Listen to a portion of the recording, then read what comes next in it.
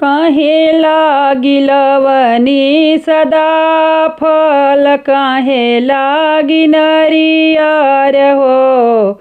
ए राजा काहे लागी कैला मोरे गवानमा, अपने विदेशे चलला, अपने विदेशे चलला।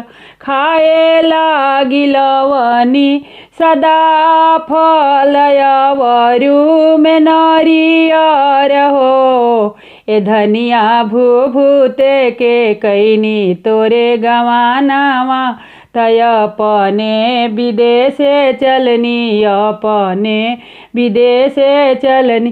जैसे कुलवा रखलू अपना बाबा घरे, अवरु अपना चाचा घरे हो। धनिया ओइसे कुलवा रखी हमार, त फेरू से लवटबी, फेरू से लवटबी।